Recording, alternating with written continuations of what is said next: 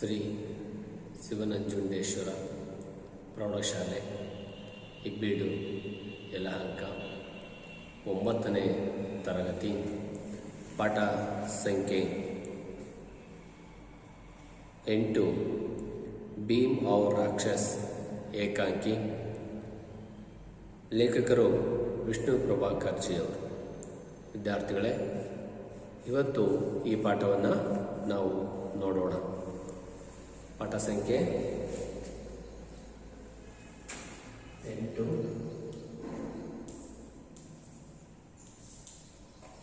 ಭೀಮ್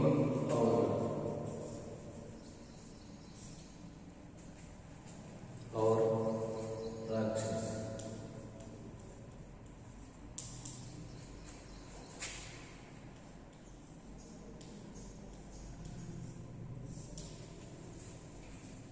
ಏಕಾಂಕಿ है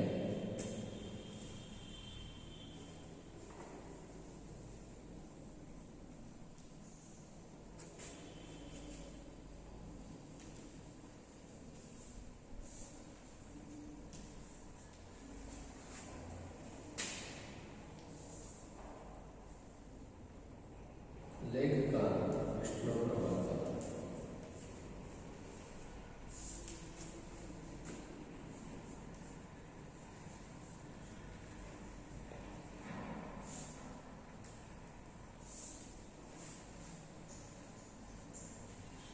ಲೇಖಕರು ವಿಷ್ಣು ಪ್ರಭಾಕರ್.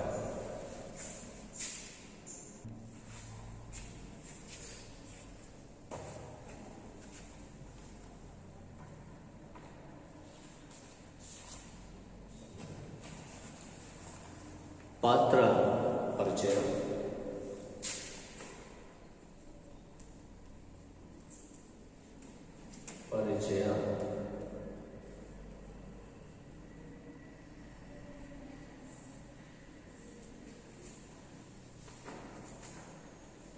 ಬ್ರಾಹ್ಮಣ,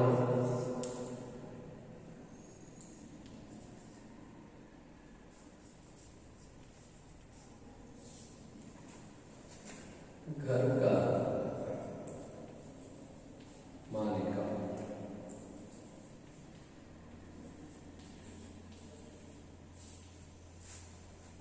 ब्राह्मणी,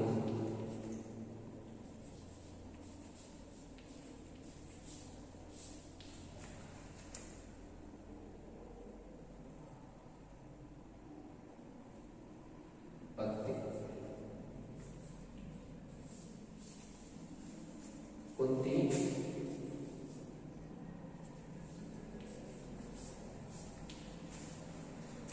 भीम का माता,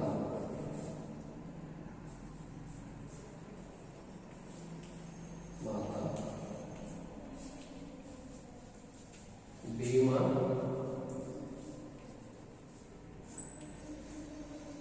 कुंती का पुत्र,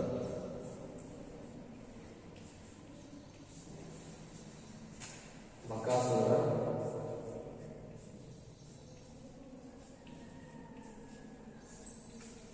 राक्षस.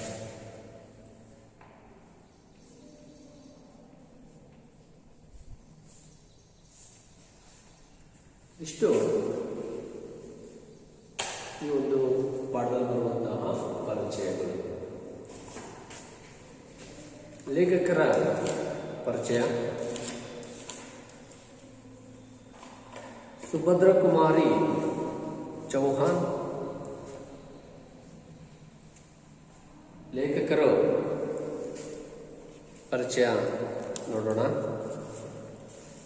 ಪ್ರಸಿದ್ಧ ರೇಡಿಯೋ ನಾಟಕಕಾರ श्री विष्णु प्रभाकर 1912 209 तक. जन्म मीरापुरा जिले के मुजफ्फरनगर उत्तर प्रदेश में हुआ था. उनके प्रसिद्ध एकांकी संग्रह, प्रसिद्ध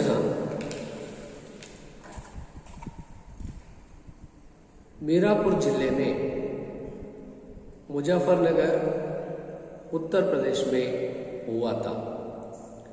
आपके प्रसिद्ध एकांकी संग्रह है प्रकाश और परछाई, ऊंच पर्वता, गहर सागर, माँ का बेटा, इंसान और अन्य एकांकी, अशोक तथा अन्य एकांकी, माँ पापा आदि सोवियत लैंड नेहरू पुरस्कार से सम्मानित अपने 60 से अधिक पुस्तकों के एवं अनेक पात्र पत्रिकाओं के संपादन में भी योगदान दिया है। हवर मसीहा आपकी प्रसिद्ध जीवनी है।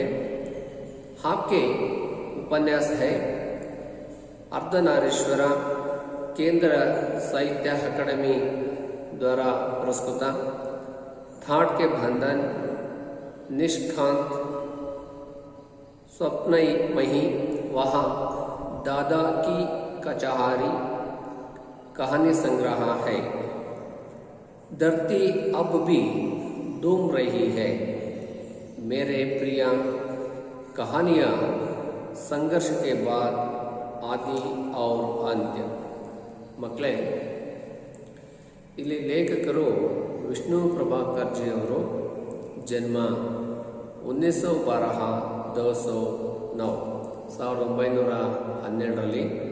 ಜನಿಸ್ತಾರೆ. ಜನಿಸಿದಂತಹ ಸ್ಥಳ मीरापुर जिले के मुजफ्फरनगर उत्तर प्रदेश में हुआ था. ಇವರು ಇಲ್ಲಿ ಜನಿಸ್ತಾರೆ.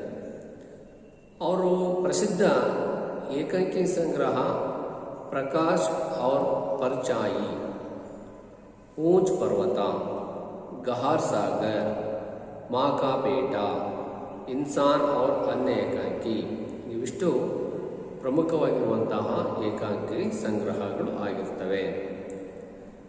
ಹಾಗೆಯೇ ಅವರು ಸಿಕ್ಕಂಥ ಪುರಸ್ಕಾರಗಳು सोवियत लैंड पुरस्कार, सम्मानित अपने 60 से अधिक पुस्तकें एवं अनेक पात्र पत्रिकाओं के संपादन किया है. उपन्यास अर्धनारीश्वर, थाट के बंधन, निशांक,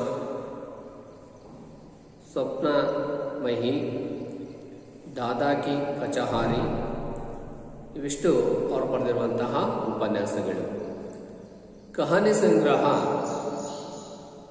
धरती अब भी धूम रही है, मेरे प्रिय, कहानियाँ, संघर्ष के बाद ಇವಿಷ್ಟು ಅವರ ಒಂದು ಕಹಾನಿ ಸಂಗ್ರಹಗಳು ಆಗಿದ್ವು.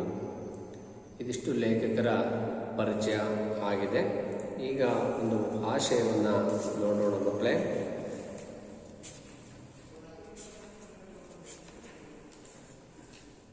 यहाँ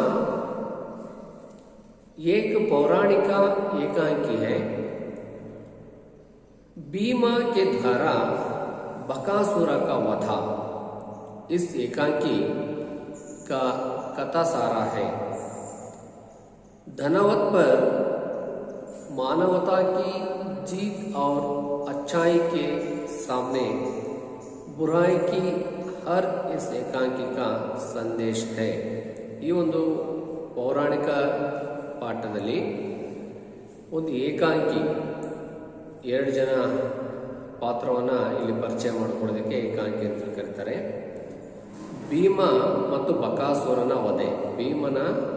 ಭೀಮ ಬಕಾಸುರನ ಸಂಹಾರ ಮಾಡುವಂಥ ಒಂದು ದೃಶ್ಯವನ್ನು ಈ ಒಂದು ಪಾಠದಲ್ಲಿ ವ್ಯಕ್ತಪಡಿಸ್ತಾರೆ. ಧನವತ್ ಪರ್ ಮಾನವತಾ ಕಿ ಜೀತ್ और अच्छाई के सामने बुराई. ನಾವು ಒಬ್ಬ ಮಾನವೀಯತೆಯ ಗುಣವನ್ನು ತೋರಿಸ್ತಾ ಇದ್ದರೆ ಅದರ ಒಂದು ಒಳ್ಳೆತನ ಹೇಗೆ ದುರುಪಯೋಗವನ್ನು ಮಾಡಿಕೊಳ್ತಾರೆ ಅನ್ನೋದನ್ನು ಈ ಒಂದು ಏಕಾಂಕಿಯ ಮುಖಾಂತರ ಒಂದು ಸುಂದರವಾಗಿರುವಂಥ ಒಂದು ಪಾತ್ರವನ್ನು ಪರಿಚಯ ಮಾಡಿಕೊಟ್ಟಿದ್ದಾರೆ ಲೇಖಕರು ವಿಷ್ಣು ಪ್ರಭಾಕರ್ ಜಿ. ಪಾತ್ರ ಪರಿಚಯ. ಬ್ರಾಹ್ಮಣ, घर का मालिक, ब्राह्मणी, ब्राह्मण की पत्नी, कुंती भीम की माता, भीम कुंती का पुत्र, बकासुर राक्षस।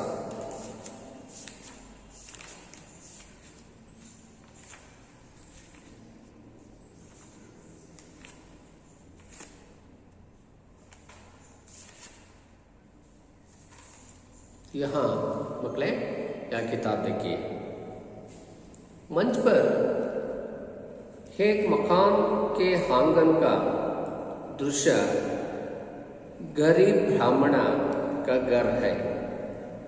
सभी रो रहे हैं, चारों ओर उदासी है।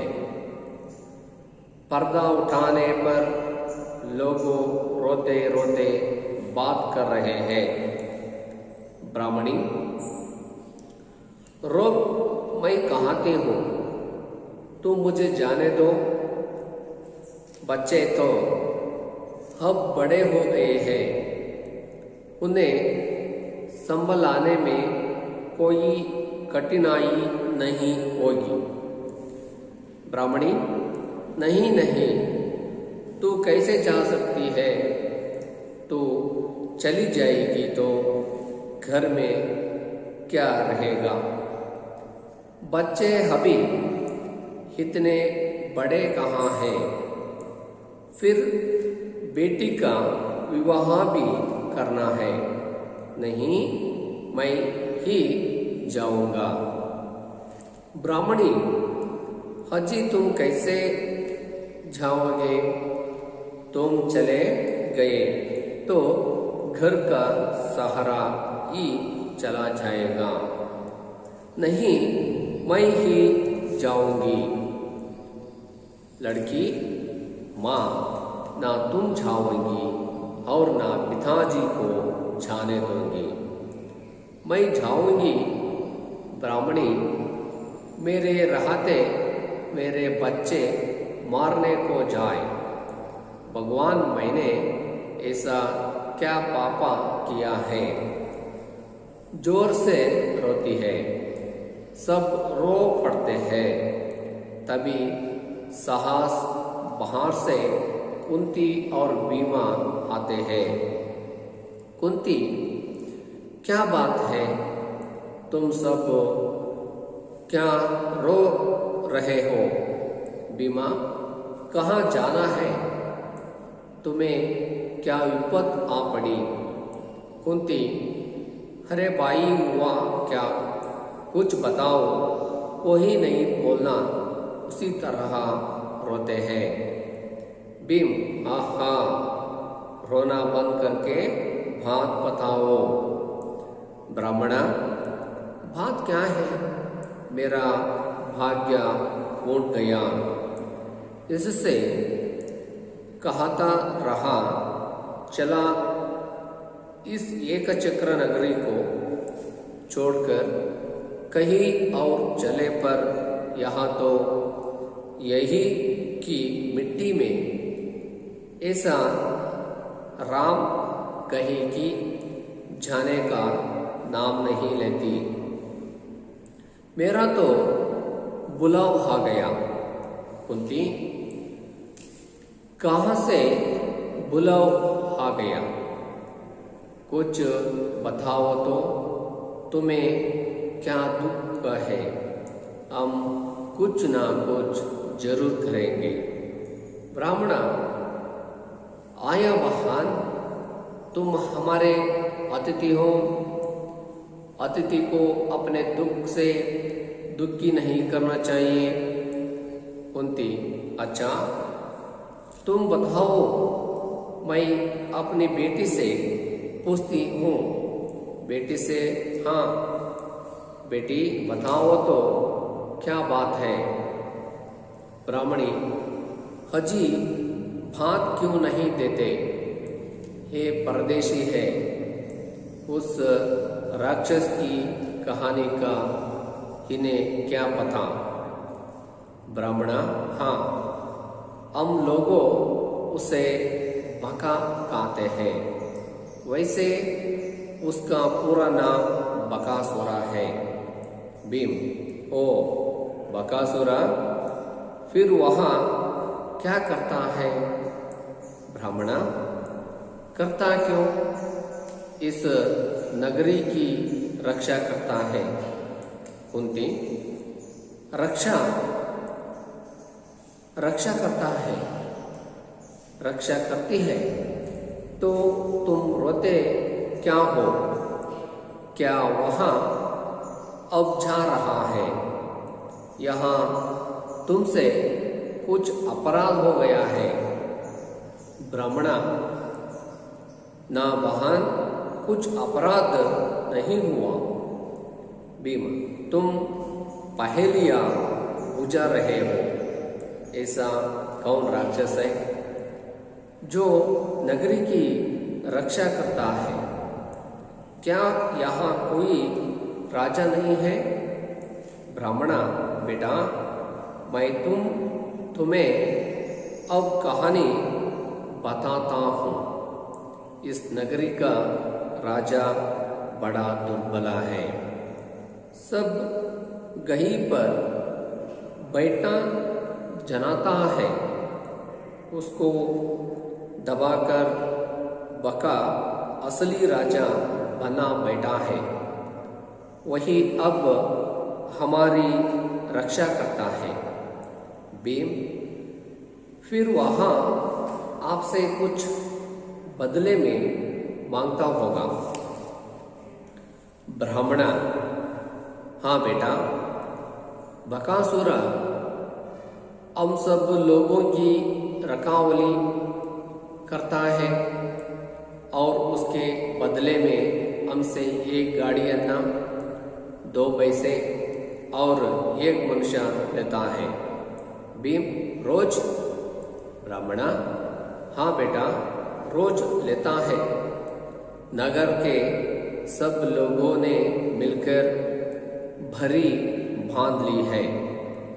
जब जिसकी बरी आती है तब वही यहाँ सब सामान बेचता है। भीम, तो अब समाज में आया, आज तुम्हारी बरी है, हरे तो पहले ही क्यों ना भात दिया था।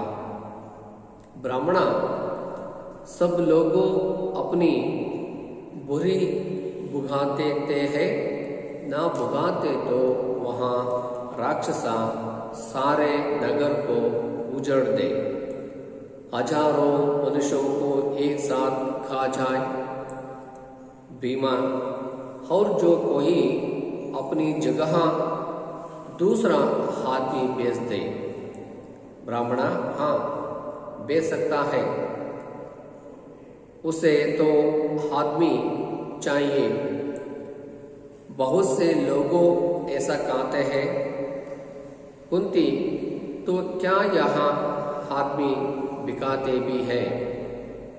ब्राह्मणा, हाँ बहन, बिकाते हैं।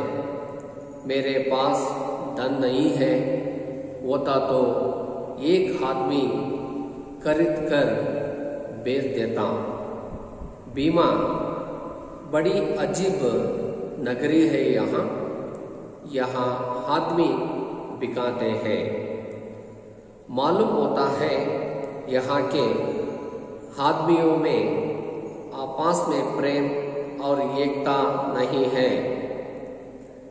कुंती, लेकिन ऐसे तुम कब तक उस राक्षस का पेट भरते रहेंगे? ब्राह्मणा, यहाँ तो कोई सोचता ही नहीं। जब जिसकी भारी आती है तभी उसे ध्यान आता है, बस रो पीट कर कुछ दिनों में वहाँ भी सब कर लेता है। भीमा, सबसे ऐसा होता आ रहा है। ब्राह्मणा, पिछले 40 वर्ष से भीम अस्कर बड़े बहादुर और तुम लोगों हरे 40 वर्ष में कोई एक भी आदमी ऐसा नहीं पैदा हुआ। जब उस राक्षस को पाठ पढ़ा सकता हो। अगर तुम हिम्मत करो तो उसे मार सकते हो। कुंती, सुनो भाई, तुम चिंता मत करो, उठो, खाओ पियो, जाओ बहन, तुम रसाई में जाओ। और बेटा तुम अपना काम देखो, कल तुम्हां में से कोई नहीं जाएगा। ब्राह्मणा, क्यों, क्या कहा तुमने बहन?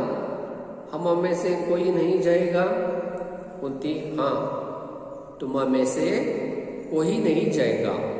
ब्राह्मणा, तो कौन जाएगा? कुंती, मेरा यहाँ बेटा, मेरे तो 5 बेटे हैं ना। ब्राह्मणा,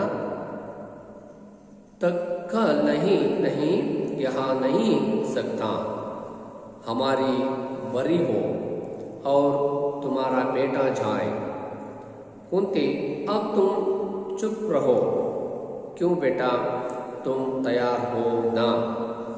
भीम, तैयार माँ, जब से बकासुर का नाम सुना है। मेरी भुजाएं फड़क रही है, मेरे नेत्र उसे देखने को कुतूहले हो रहे हैं। वहाँ माँ, जहाँ हम रहे वहाँ बकासुरा किसी को साथ सकेगा। कुंती, तुझसे यही आशा ही बेटा। ब्राह्मणी से, सुन बहन, अब तुम रोना छोड़कर खुशी खुशी काम में लगा जाओ। ब्राह्मणी, नहीं नहीं बहन, यहाँ कैसे हो सकता है? यहाँ तो पापा है तुम हमें। कुंती, हो मेरे बेटे की बात सुनी, वहाँ बड़ा वीर है, क्या पता राक्षस को मार डाले। ब्राह्मणा, राक्षस को मार डाले, बात तो तुम्हारी बहन प्रिया लगाती है। ब्राह्मणी, तुम्हारा दिल बहुत बड़ा है। बहन, भगवान तुम्हारे बेटे की रक्षा करेगा। लड़की, बुआ बुआ, तुम कितने अच्छी हो। कुंती हंसती हुई, पागली, जार रसोई में माँ की मदद कर और भी तुम जा कल की तैयार कर। भीम, चलो माँ। वे तीनों एक ओर अंदर तथा भीम और कुंती दूसरे ओर बाहर जाते हैं। पर्दा गिरता है। या ಛಾತ್ರ ವಿದ್ಯಾರ್ಥಿಗಳೇ, ಇಲ್ಲಿ ನಾವು ಮೊದಲನೇ ದೃಶ್ಯವನ್ನು ನೋಡಿದ್ದೀವಿ. ಹಾಗೆ ಈ ಒಂದು ಮೊದಲನೇ ದೃಶ್ಯವನ್ನು ಹಿಂದಿಯಲ್ಲಿ ನೋಡ್ತಾ ಹೋಗೋಣ.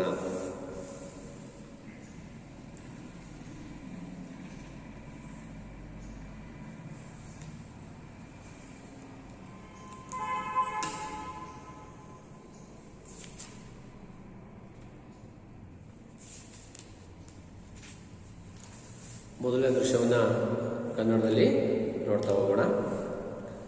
ಮೊದಲನೇ ದೃಶ್ಯ, ರಂಗದ ಮೇಲೆ ಒಂದು ಮನೆಯ ಅಂಗಳ ಅಂದ್ರೆ ಗೊತ್ತಲ್ಲ, ಒಂದು ಬ್ರಾಹ್ಮಣನ ಮನೆ ಹಿಂಭಾಗದಲ್ಲಿ ಹೊರಗಿನಿಂದ ಬರಲು ಬಾಗಿಲಿದೆ. ಒಂದು ಬದಿಯಲ್ಲಿ ಜಗಲಿ ಇದೆ. ಅದರ ಕಂಬವನ್ನು ಹಿಡಿದು ಒಬ್ಬ ಬಾಲಕಿ ನಿಂತಿದ್ದಾಳೆ. ಇನ್ನೊಂದು ಕಡೆ ಕೋಣೆ ಇದ್ದು, ಆದರೆ ಬಾಗಿಲಲ್ಲಿ ಒಬ್ಬ ಹಿರಿಯ ಬ್ರಾಹ್ಮಣಿ ಮಗನನ್ನು ತಬ್ಬಿಕೊಂಡು ಅಳುತ್ತಿದ್ದಾಳೆ.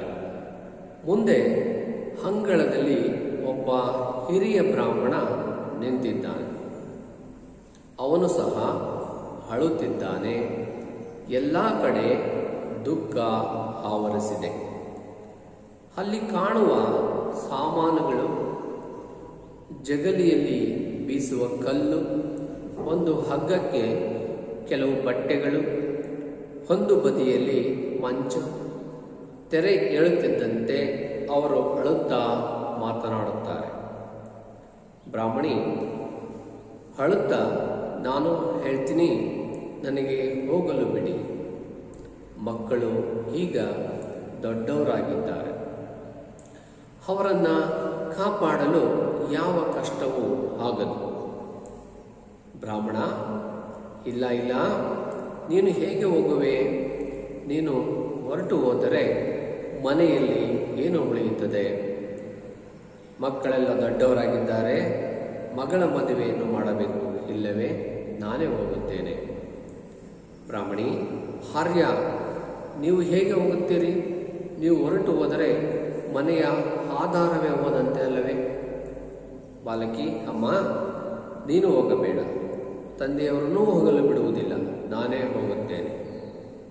ಬ್ರಾಹ್ಮಣಿ, ಅರೆ ಅರೆ, ನೀನು ಹೇಗೆ ಹೋಗಲು ಸಾಧ್ಯ? ನೀನು ಏನು ಹೇಳುತ್ತಿರುವೆ? ಬ್ರಾಹ್ಮಣ, ನೀನು ಹೋಗುವೆಯಾ? ಸಾಕು, ಇದೊಂದನ್ನು ಮಾತ್ರ ಕೇಳುವುದು ಬಾಕಿ ಇತ್ತು. ಅಯ್ಯೋ, ಜನ ಪ್ರಪಂಚ ಏನು ಹೇಳಿಕೊಳ್ಳುವರು? ಬ್ರಾಹ್ಮಣಿ, ನಾನು ಬದುಕಿದ್ದಾಗಲೇ ನನ್ನ ಮಕ್ಕಳು ಸಾಯಲು ಹೋಗುವುದೇ? ಭಗವಂತ, ನಾನು ಅಂತ ಯಾವ ಪಾಪವನ್ನು ಮಾಡಿದೆ?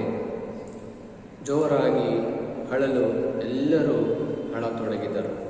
ಅಷ್ಟರಲ್ಲಿ ಹೊರಗಿನಿಂದ ಕುಂತಿ ಮತ್ತು ಭೀಮ ಬರುವರು.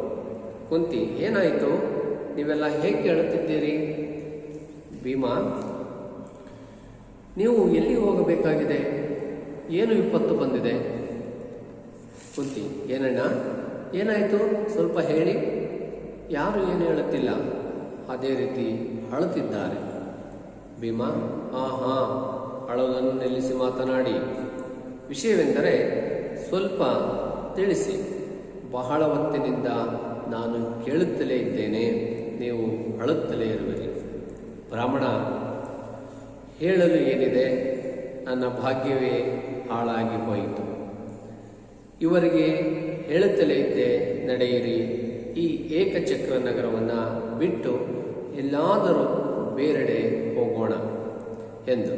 ಆದರೆ ಇವಳಿಗೆ ಇಲ್ಲಿನ ಮಣ್ಣಿನ ಬಗ್ಗೆ ಅದೇನು ಪ್ರೀತಿಯೋ, ಹೋಗೋಣ ಎಂಬ ಮಾತೇ ಬರಲಿಲ್ಲ. ಈಗ ಅನುಭವಿಸಬೇಕಾಗಿದೆ. ನನಗೆ ಕರೆ ಬಂದಿದೆ. ಕುಂತಿ, ಎಲ್ಲಿಗೆ ಕರೆ ಬಂದಿದೆ? ನಿಮಗೆ ಏನು ದುಃಖವಾಗಿದೆ? ನಮಗೂ ಹೇಳಿದರೆ ನಾವು ಏನಾದರೂ ಮಾಡಿಗೆ ಮಾಡುತ್ತೇವೆ. ಬ್ರಾಹ್ಮಣ, ಅಯ್ಯೋ ತಂಗಿ, ಹೇಳಿದರೆ ನನ್ನ ಹೃದಯವೇ ಒಡೆದು ಹೋಗುತ್ತದೆ. ನಮ್ಮ ಅತಿಥಿಗಳಿಗೆ ದುಃಖವನ್ನುಂಟು ಮಾಡೋದು ಮಾಡಬಾರದು. ಕುಂತಿ, ಒಳ್ಳೆಯದು, ನೀವು ಹೇಳಬೇಡಿ, ನಾನು ನಿಮ್ಮ ಮಗಳನ್ನು ಕೇಳುತ್ತೇನೆ. ಬಾಲಕಿಗೆ, ಮಗಳೇ, ನೀನು ನನ್ನ ಬಳಿ ಬಾ. ಈಗ ಹೇಳು, ಏನಾಯಿತು? ಬ್ರಾಹ್ಮಣಿ, ಆರ್ಯ, ಯಾಕೆ ಈ ವಿಷಯವನ್ನು ಹೇಳಬಾರದು? ಇವರು ಬೇರೆ ಕಡೆಯಿಂದ ಬಂದವರು. ಆ ರಾಕ್ಷಸನ ಕತೆ ಇವರಿಗೇನು ಗೊತ್ತು? ಭೀಮ, ರಾಕ್ಷಸ? ಯಾವ ರಾಕ್ಷಸ? ಇಲ್ಲಿ ರಾಕ್ಷಸನಿರುವನೇ? ಕುಂತಿ, ಹರೇ, ಮತ್ತೆ ಯಾಕೆ ಹೇಳಲಿಲ್ಲ? ಯಾವ ರಾಕ್ಷಸ ಅವನು? ಬ್ರಾಹ್ಮಣ, ಅವನ ಹೆಸರು ಬಕ. ಭೀಮ, ಏನು ಹೆಸರು ಹೇಳಿದ್ದೀರಿ? ಏಕೆ? ಬ್ರಾಹ್ಮಣ, ಹೌದು, ನಾವು ಅವನನ್ನು ಬಕ ಎಂದು ಕರೆಯುತ್ತೇವೆ. ಅವನು ಪೂರ್ಣ ಹೆಸರು ಬಕಾಸುರ ಎಂದು. ಭೀಮ, ಓಹೋ, ಬಕಾಸುರ, ಮತ್ತೆ ಅವನೇನು ಮಾಡುತ್ತಾನೆ? ಬ್ರಾಹ್ಮಣ, ಏನು ಮಾಡುತ್ತಾನೆ? ಈ ನಗರವನ್ನು ರಕ್ಷಣೆ ಮಾಡುತ್ತಾನೆ. ಕುಂತಿ, ರಾಕ್ಷಸ ರಕ್ಷಣೆ ಮಾಡುತ್ತಾನೆ? ರಕ್ಷಣೆ ಮಾಡಿದರೆ ಮತ್ತೆ ನೀವು ಅಳುವುದೇಕೆ? ಅವನು ಈಗ ಹೊರಟು ಹೋಗುತ್ತಿದ್ದಾನೆಯೇ? ಅಥವಾ ನಿಮ್ಮಿಂದ ಏನಾದರೂ ಅಪರಾಧವಾಯಿತೆ? ಬ್ರಾಹ್ಮಣ, ಇಲ್ಲ ತಂಗಿ, ಯಾವ ಅಪರಾಧವೂ ಆಗಿಲ್ಲ. ಭೀಮ, ಮತ್ತೆ ಅವನು ಹೊರಟು ಹೋಗುತ್ತಿದ್ದಾನೆಯೇ? ಬ್ರಾಹ್ಮಣ, ಇಲ್ಲ. ನಿಮ್ಮ ಮಾತು ಒಗಟಾಗಿಯೇ ನೀವೇಕೆ ಸರಿಯಾಗಿ ಹೇಳುತ್ತಿಲ್ಲ? ಈ ರೀತಿ ಯಾರೋ ಒಬ್ಬ ರಾಕ್ಷಸ ಈ ನಗರವನ್ನು ರಕ್ಷಣೆ ಮಾಡುತ್ತೇನೆಂದರೆ ಇಲ್ಲಿ ಯಾರಾದರೂ ಯುವರಾಜನು ಇಲ್ಲವೇನು? ಮಗನೇ, ನಾನು ನಿನಗೆ ಕಥೆಯನ್ನು ಹೇಳಿದ್ದೇನೆ. ಈ ನಗರ ರಾಜ ಬಹಳ ದುರ್ಬಲ. ಅವನು ಕೇವಲ ಸಿಂಹಾಸನದಲ್ಲಿ ಕುಳಿತಿದ್ದಾನೆ. ಅವನು ತಳ್ಳಿ ಬಕನೇ ನಿಜವಾದ ರಾಜನಾಗಿದ್ದಾನೆ. ಅವನೇ ನಮ್ಮ ರಕ್ಷಣೆ ಮಾಡುತ್ತಿದ್ದಾನೆ.